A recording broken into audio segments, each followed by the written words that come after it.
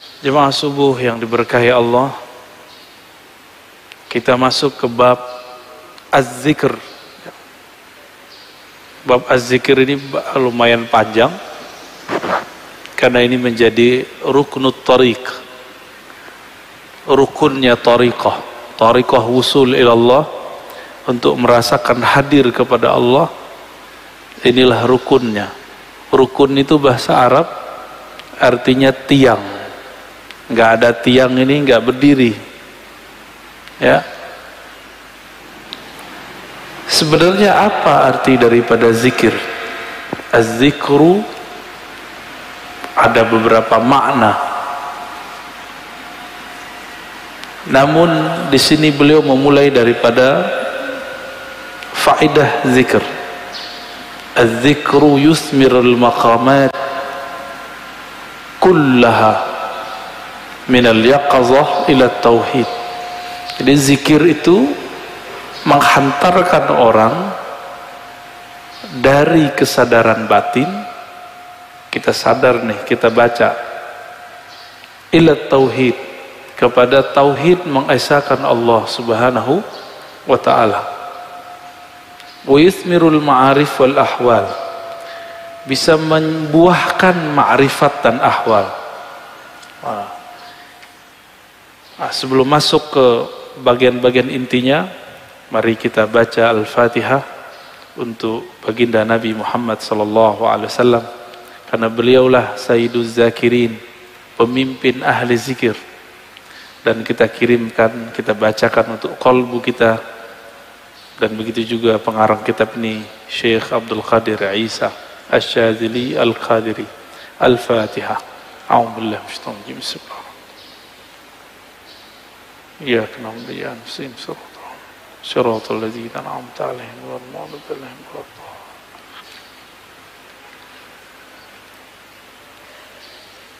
Di dalam hadis Imam Muslim dikatakan, kana Rasulullah sallallahu alaihi wasallam yadhkurullaha fi kulli ahyani, ala kulli ahyani. Rasulullah itu selalu zikir setiap hin. Apa arti hin?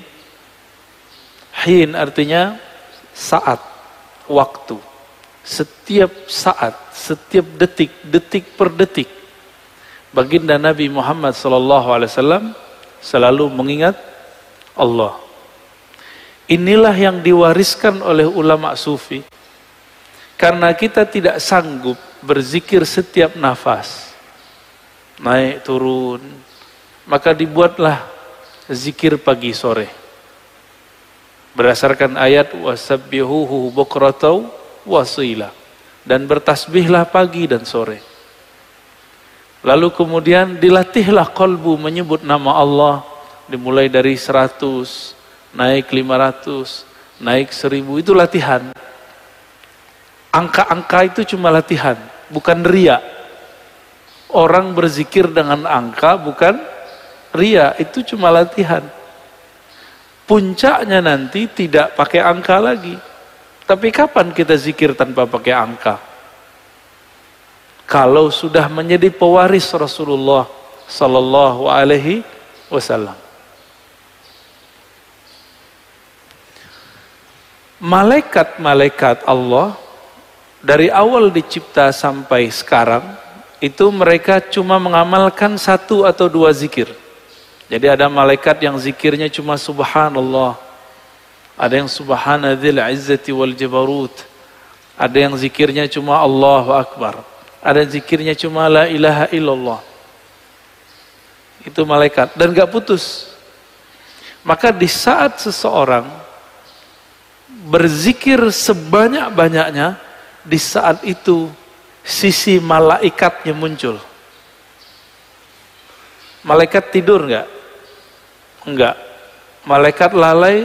Enggak. Malaikat makan? Enggak. Makanya orang-orang yang sudah ahli zikir ini, makannya bisa berkurang, tidurnya bisa berkurang, karena dia sudah mirip dengan malaikat. Nah, itu namanya ahwal malakiyah, ahwal malaikat. Tapi ini enggak boleh lama-lama, bisa mati dia. Tubuh ini tubuh insan, tubuh bashar, mesti dikembalikan kepada basyariah. Manusia butuh makan, manusia perlu tidur.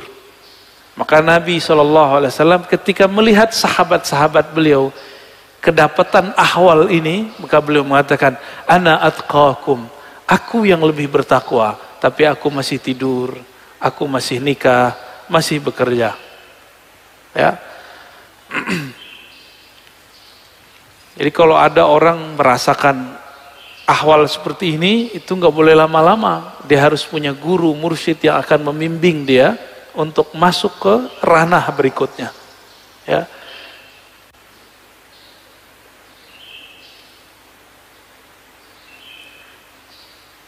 Kata zikir artinya ada dua. Pertama, zikir berarti benar-benar menyebut Allah, ya. Kadang-kadang diartikan dengan makna yang lebih banyak, ya. Jadi ada makna secara harfiah, ada makna secara majaziyah ataupun di luar itu. Bisa jadi diartikan zikir itu sholat Jumat, Al-Quran, majelis ilmu. Tapi itu penjelasan lain. Zahir dari zikrullah menyebut Allah, ya. Dalilnya di sini disebutkan ada sekitar 15, ini baru sebagian. Lebih dari 200 ayat mengenai zikrullah. Ya. Kalau lebih dari 200, berarti penting nggak zikir? Lebih penting dari umroh, ya. Tapi kenapa di musim normal orang lebih sering ngajak umroh? Kenapa banyak ustadz umroh tapi sedikit ustadz zikir? Bener. Kenapa banyak orang bermimpi bisa umroh tapi sedikit orang bermimpi bisa zikir yang banyak? Karena kalau zikir doang fulusnya tipis, kata dia. Kalau umroh fulusnya banyak. Siapa bilang, ya? Itu nggak ngerti dia. Dia nggak faham ayat waladzikrullahi akbar. Sungguh menyebut nama Allah itu lebih besar dari semuanya.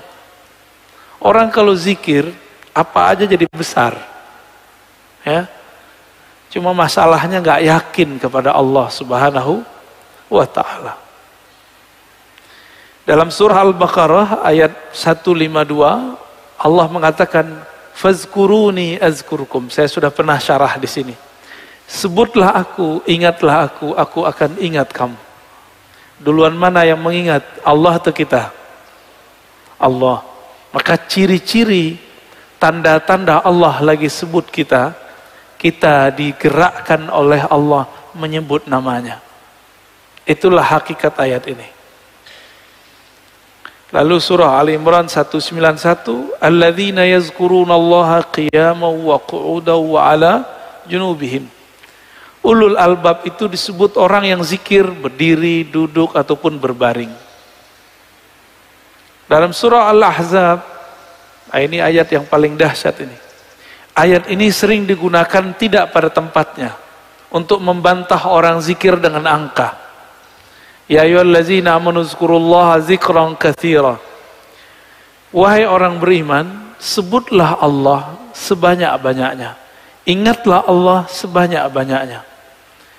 Apakah ini dalil melarang menyebut dengan angka? Enggak. Zikir 1000 itu banyak bukan? Maka dia masuk ke zikran katsira.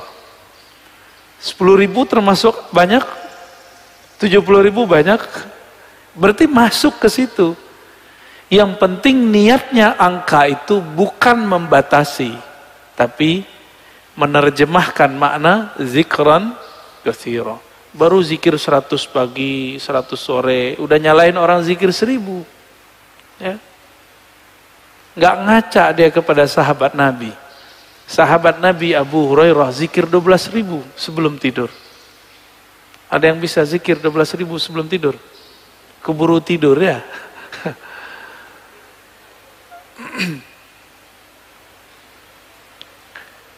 Ada surat Ar-Ra'd ayat 28. Ala bidzikrillah tatmainnul qulub.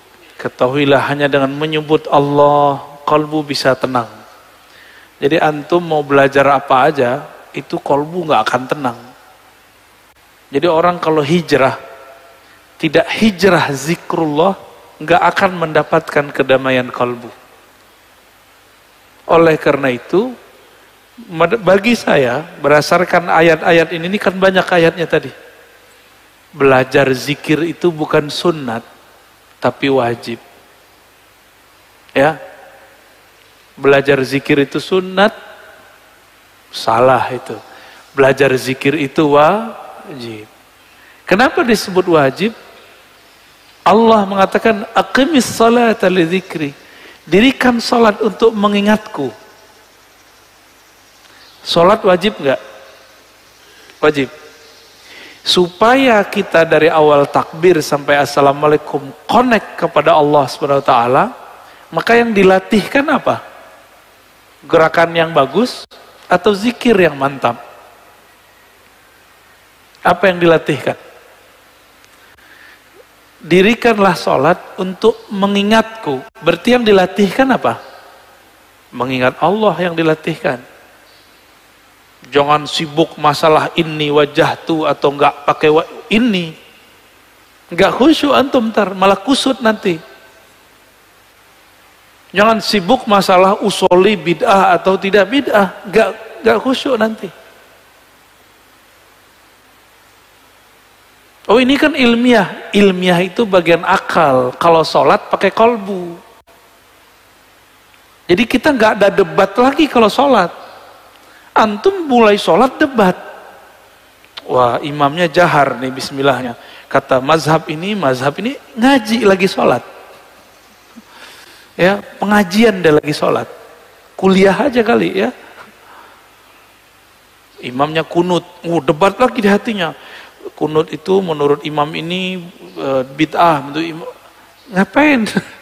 Sholat itu bukan lagi berdebat. Sholat itu menikmati santapan-santapan zikrullah.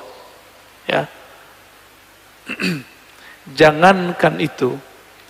Muawiyah ibn al-Hakam al-Aslami, ada orang bersin lagi sholat. Dia lagi sholat. Dia baca yarhamukallah.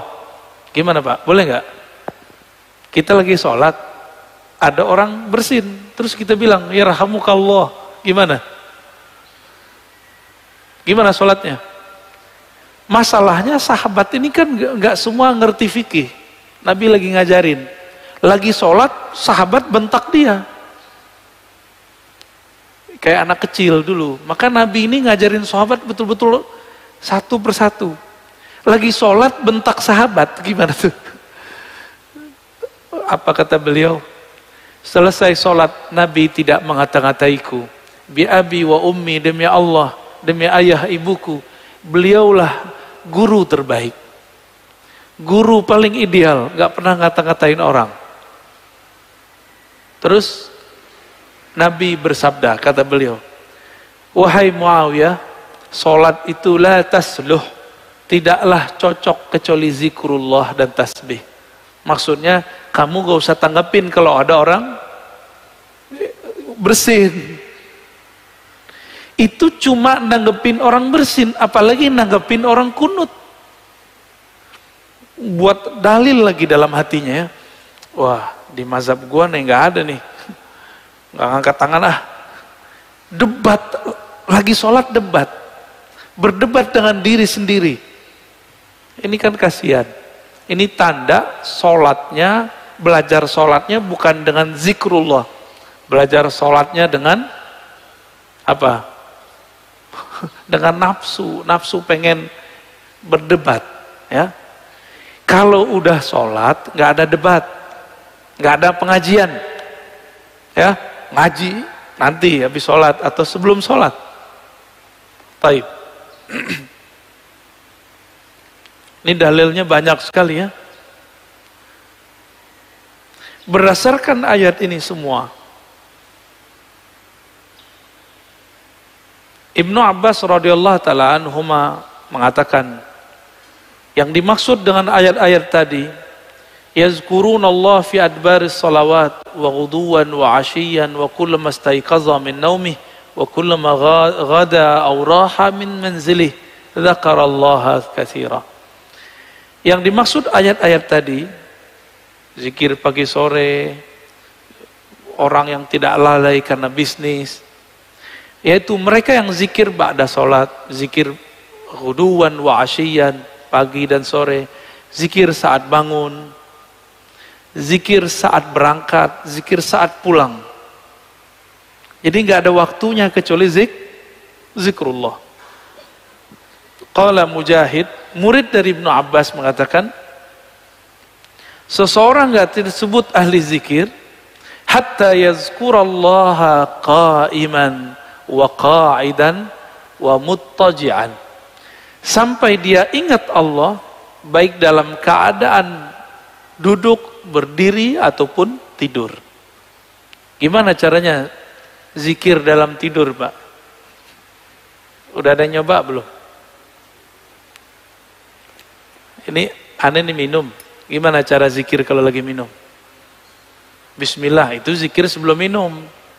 Bismillah. Itu zikir sebelum minum. Lagi minum, zikirnya apa? Pusing kan? Nah, ini yang mau kita bahas nanti. Kita lagi makan, bisa nyebut nggak? Kan nggak bisa. Apa dong zikirnya?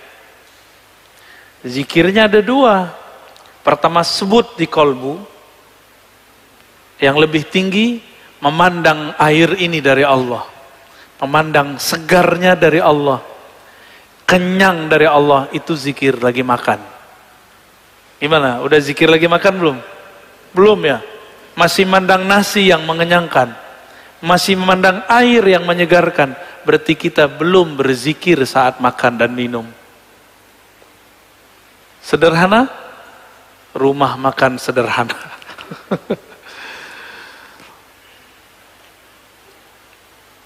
Imam Nawawi mengatakan, ajma'al ulama ala jawaziz zikri bil qalbi wal lisan lil muhdits wal junubi wal haidi wal nufasa. Ulama sepakat bahwa zikir itu dibolehkan dengan kolbu dan lisan, baik bagi yang berhadas, yang junub, yang haid, ataupun nifas. Kenapa? Ini kan zikir, sebenarnya zikir itu golnya di kolbu. Kolbu tidak pernah haid, kolbu tidak pernah junub. Junubnya kolbu adalah lalai mengingat Allah subhanahu wa ta'ala. Bener, sering junub gak antum? Makanya kita ini sering junub, Pak, mandinya jarang. Ya. Makanya ketika masuk sholat, kita masih membawa junubul ghafalat. Junub lalai kepada Allah subhanahu wa ta'ala. Orang junub betah nggak masuk masjid? Berani nggak masuk masjid orang junub? Masjid hakiki itu ada di kolbu, lagi sholat. Antum lagi mau sholat, tapi tidak keluar dari junub lalai. Gimana mau menikmati zikrullah? Ya, nggak bisa masuk. Jadi kita nggak bisa masuk ke kolbu kita. Padahal itu diri kita sendiri. Ya. Hadisnya sangat banyak. Ini ada hadis yang paling kenceng ya, paling dahsyat ini. Kata Nabi, masalul ladzi yadhkur rabbahu wal ladzi la yadhkur rabbahu kamasalil hayyi wal mayyit. Hadis ini riwayat Imam Bukhari ya, dalam kitab doa. Perumpamaan orang yang zikir dengan tidak zikir itu sama dengan orang hidup dan mati. Gimana? Berarti kita banyakkan hidupnya atau matinya? Jadi kalau hidung kita ini dibukakan rasa penciumannya oleh Allah Subhanahu wa taala, indera penciuman batinnya oleh Allah, kita akan mencium orang yang tidak zikir itu bau bangkai. Cuma alhamdulillah Allah tutup itu. Coba kalau dibukakan, Pak, kita setiap ke jalan kemana itu bau bangkai di mana-mana itu. Maka kita bersyukur kepada Allah, Allah tidak bukakan kasyaf yang banyak. Karena kalau kebanyakan kasyaf, bisa pusing sendiri kita nanti. Maka ada beberapa wali, gak berani mereka ke masjid. Karena kalau ke masjid, dia lihat muka orang macam-macam. Ada yang ria, ada yang muka monyet, ada yang muka kambing, ada yang muka babi. Ya, maka Imam Ghazali buat fatwa khusus untuk orang ini. Ya, dibolehkan oleh Imam Ghazali bagi orang ini tidak sholat di masjid sementara sampai ahwal itu hilang.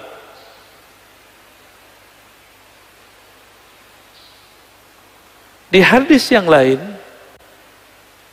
sesungguhnya Allah Subhanahu wa taala mempunyai malaikat yatufuna fit turuqi yaltamisuna ahla dzikr. Allah mempunyai malaikat-malaikat yang yatufun, bertawaf, berkeliling, mencari majelis ilmu. Ketika mereka bertemu, mereka berteriak, mereka memanggil kawan-kawannya, halummu ila hajatikum, wahai sahabat-sahabatku, wahai para malaikat, berkumpullah.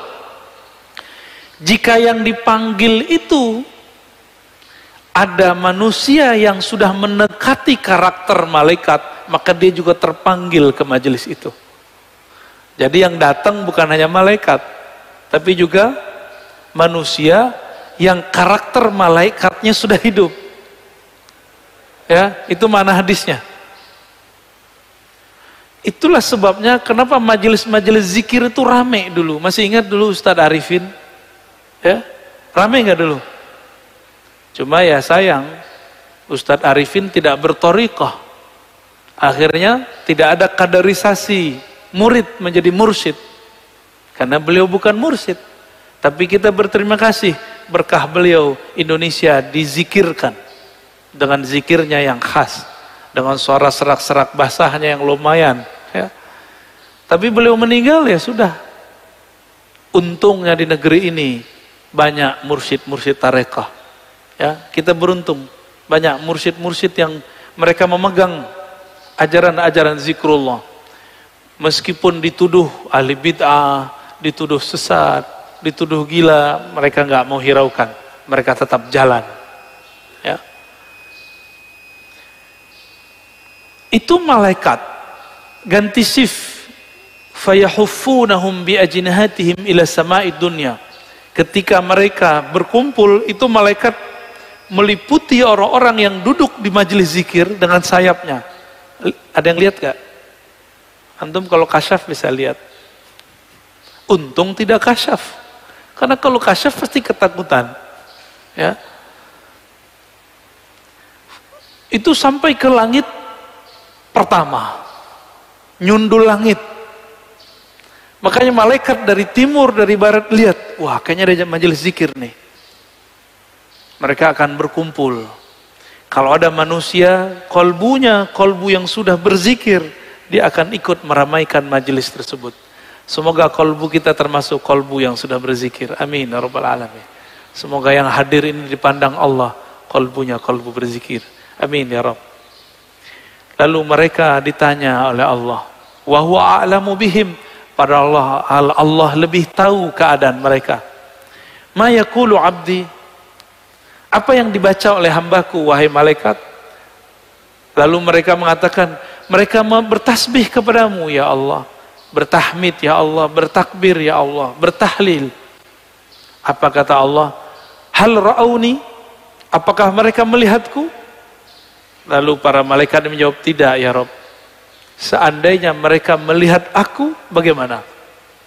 Oh, kalau kita udah melihat Allah, antum tuh gak mau kerja lagi, mungkin gak mau nikah lagi. Ya udah asik dengan zikrullah. Ini hadisnya panjang ya, maka disebut dengan humul julasa la yashqa bihim jalisuhum.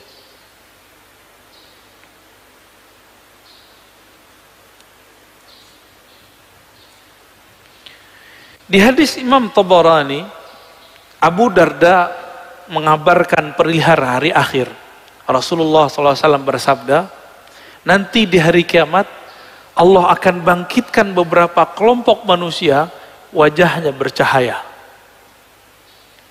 Fi wujuhim nur, Lalu ditaruh mereka di atas minbar-minbar yang terbuat dari lu'lu'.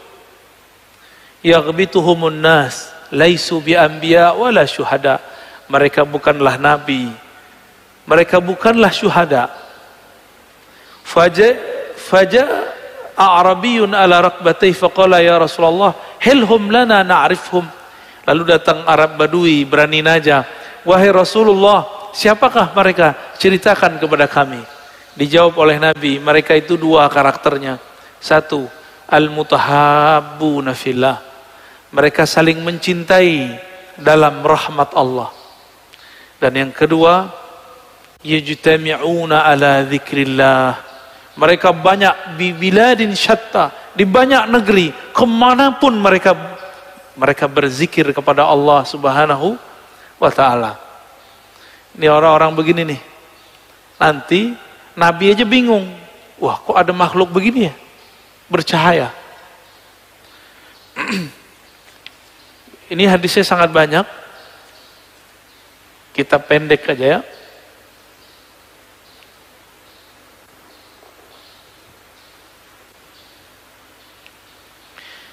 Ini kalau antum zikir, kumpul ya. Jadi dalil zikir berjamaah itu banyak. Nggak usah dihiraukan orang yang bilang itu bid'ah. Dia nggak ngerti hadis. Katanya ikut sunnah tapi nggak baca sunnah. Karena memang sunnah yang diikuti cuma beberapa doang. Cuma hadis kullu bid'atin dolalah.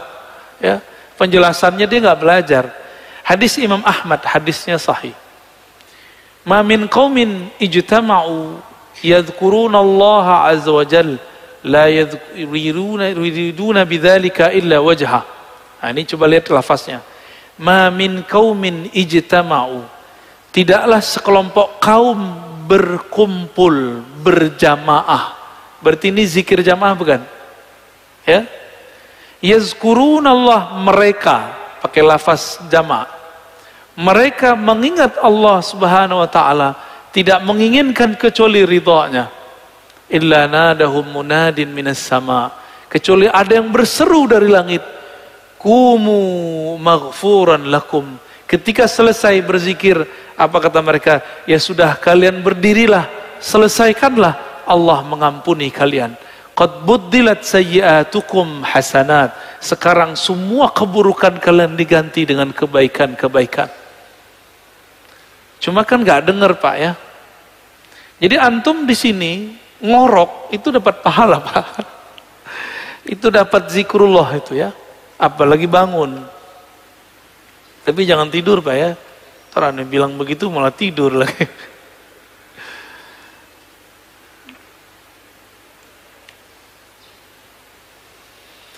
Sayyidina Ibn Abbas menyebutkan keutamaan zikir. Jadi di sini ada kaul-kaul ulama mengenai keutamaan zikir.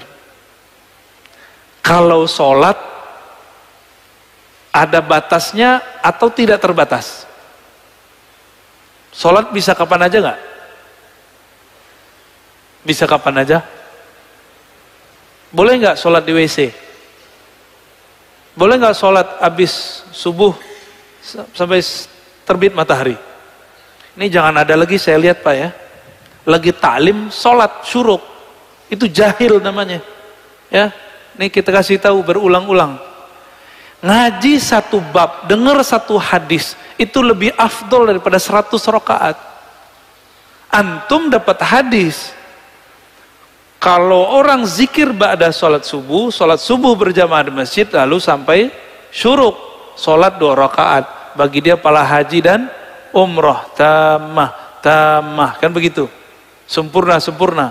Itu kalau nggak ada taklim. Kalau taklim, apa kata Nabi, lebih afdol daripada 100 rakaat. Bahkan di riwayat Ibnu Majah 1000 rakaat. Antum sholat 2 rakaat, lewat maklumat ini. Mungkin lagi sholat juga dengerin ceramah saya kali.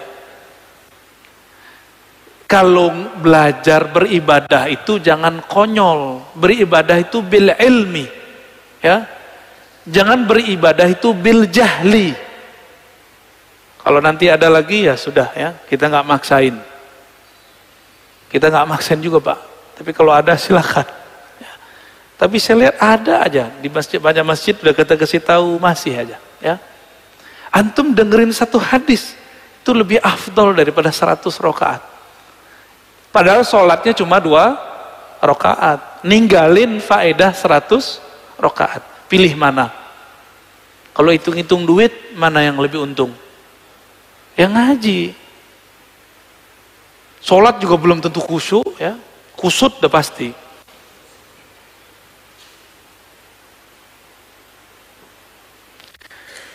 Ibnu Abbas mengatakan, sholat itu ada batasnya. Tapi kalau zikir gak ada batasnya. Ya, sesuatu yang Allah wajibkan, tapi tidak ada batasnya, itulah zikrullah. Gak ada batasnya. Disebut zikran katsira. Waktu kita kan 3 aja. Duduk, berdiri, tidur, benar gak? Kalau lagi hidup nih, kalau udah meninggal, ya berbaring deh, ya di liang lahat. Jadi waktu kita 3 aja. Nah, surat An-Nisa 103, surat Ali Imran ayat 191, itu kan menyebutkan mereka, kalau di An-Nisa perintah, ya, fazkurullah. Kalau Ali Imran yazkurunallaha qiyaman, kan sama aja. Ingatlah Allah lagi berdiri, duduk dan tidur, berbaring. Waktu kita 3 aja, Pak. Jadi ayat ini oleh orang yang tidak paham dikira cuma, itu mah zikir cuma sebentar doang, cuma 3 waktu. Padahal 3 waktu itu semua waktu kita. Semua waktu kita adalah berdiri, duduk, berbaring. Bapak naik mobil, duduk gak? Naik motor, duduk gak? Turun dari mobil, berdiri. Turun dari motor, berdiri. Istirahat, tidur, udah. Waktu kita cuma 3 aja. Antum baru paham ya? Lucu juga ya, padahal ayat udah dibaca dari kecil. Bahwa waktu al-awqat salasah. Qiyaman, wa qu'udan, wa ittija'an. Lucu juga ya, udah baca bertahun-tahun baru paham sekarang. Bahwa ternyata kita ini gak lepas dari 3 waktu itu. Saya lagi ngapain, Pak? Bapak lagi ngapain? Duduk. Berarti harusnya zikir ya. Zikirnya kita pagi ini zikir ngaji. Dan zikir ngaji lebih afdal daripada sholat sunat 100 rakaat.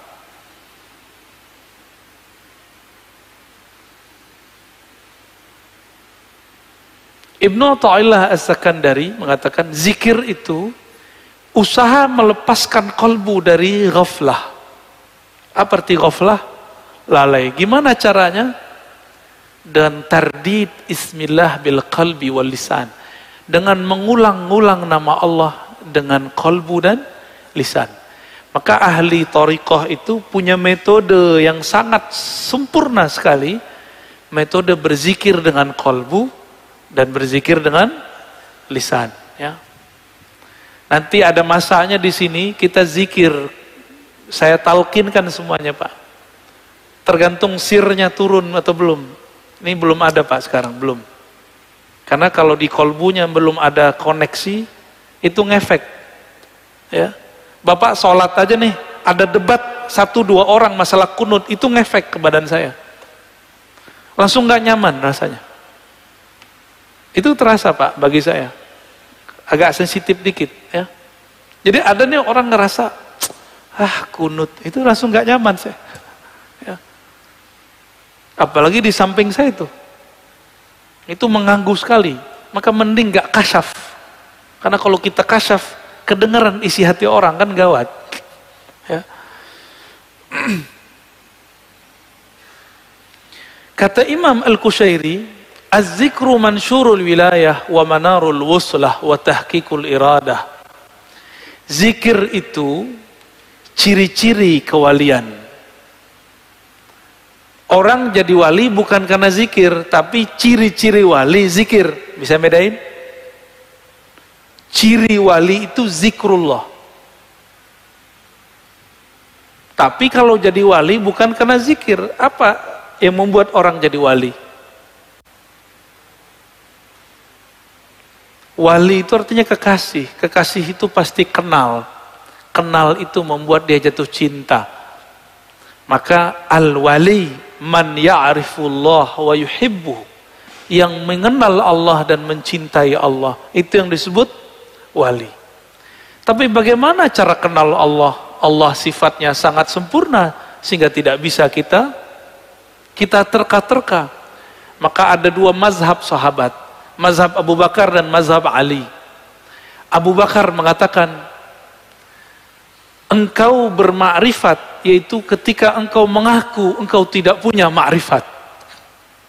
Udah dipikirin-pikirin gimana cara kenal Allah, akhirnya kita mengatakan, ya Allah, akalku tidak sanggup untuk memahamimu, qalbuku hanya sanggup menyebut namamu, hanya engkaulah yang bisa mengenalkan dirimu. Maka Sayyidina Abu Bakar mengatakan, al-ajzu an darkil idrak, ngaku tidak tahu itulah ma'rifat sebenarnya. Menurut siapa? Abu Bakar As-Siddiq.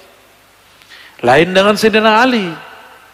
Sayyidina Ali mengatakan, la ya'rifuka illa anta ya Rabb, tidak kenal engkau kecuali engkau ya Allah, maka kenalkanlah dirimu kepada kami ya Allah. Sayyidina Ali begitu mintanya, ya. Jadi zikir itu mansyurul walayah, itu pencirian wali. Berarti karena ini ciri-ciri wali, ada yang ngambil ciri-ciri wali, dia bukan wali. Ada yang ngambil zikir tapi dia bukan wali Allah. Ini hati-hati.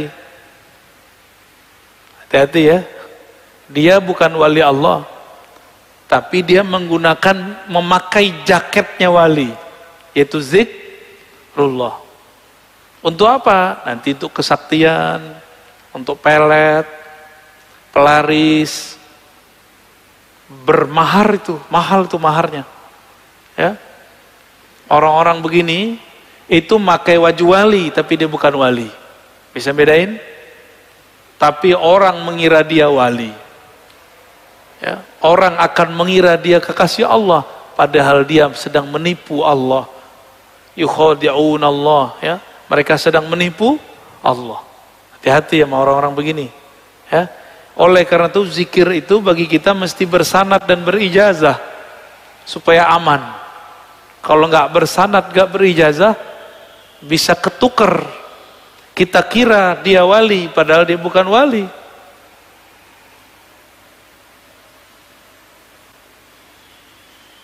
Ciri-ciri orang benar perjalanan ruhaninya, alamatu sihhatil bidayah wa dilalatun nihayah.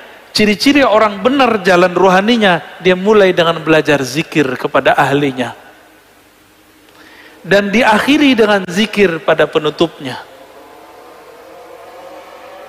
Cuma beda, orang kalau belajar zikir dari awal, biasanya di awal-awal rajin. Kalau orang sudah sampai, ini contoh, guru silat sama yang baru belajar silat beda nggak? Kalau baru belajar silat siapa aja mau diajak tarung, bener. Kalau guru silat nggak perlu, dia diem aja, main di nafas aja dia.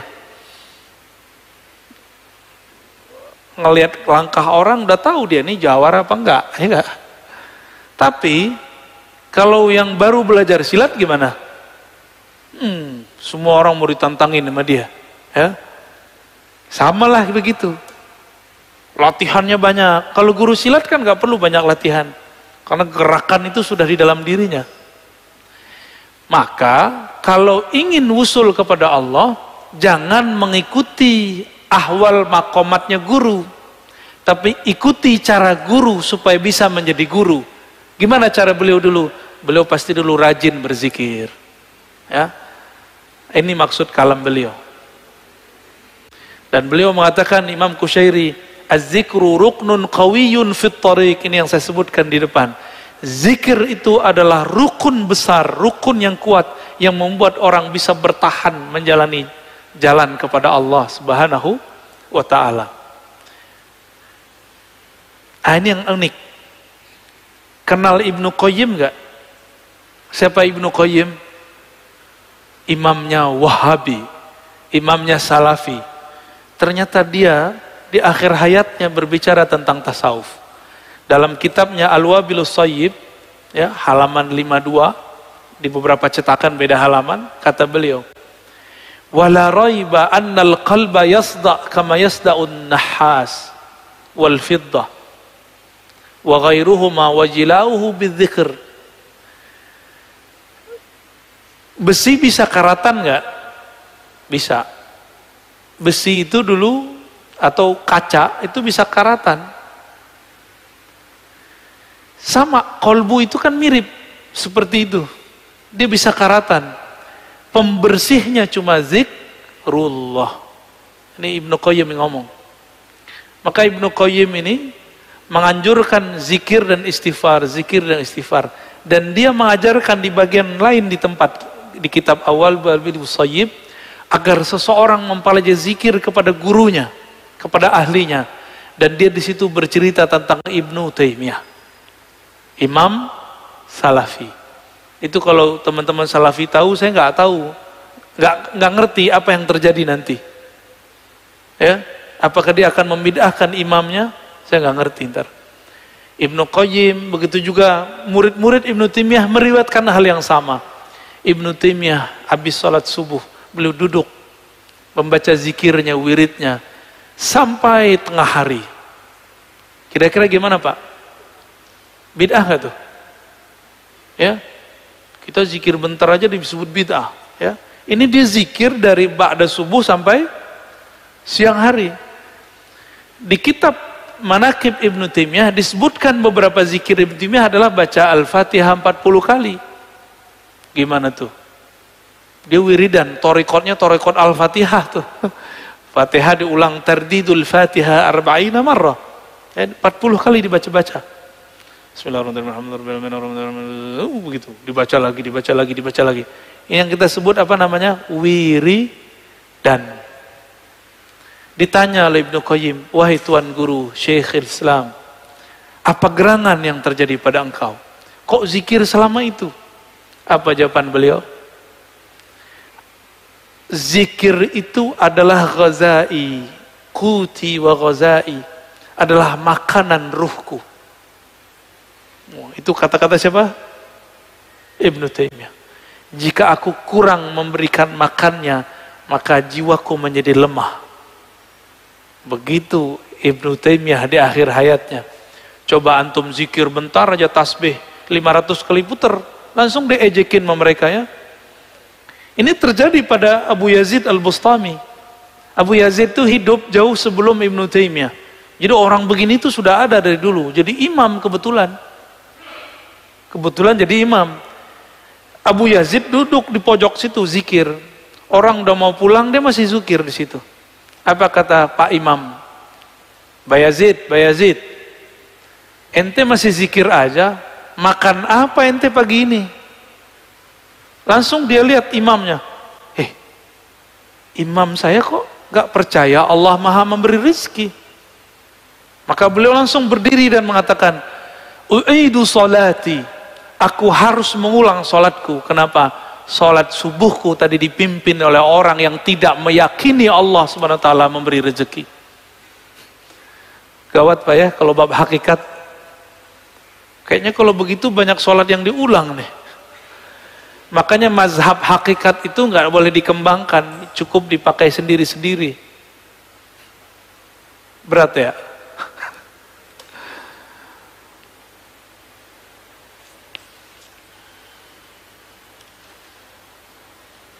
Jadi mau murid, mau guru, mau mursyid, mau salik, dia harus punya zikir.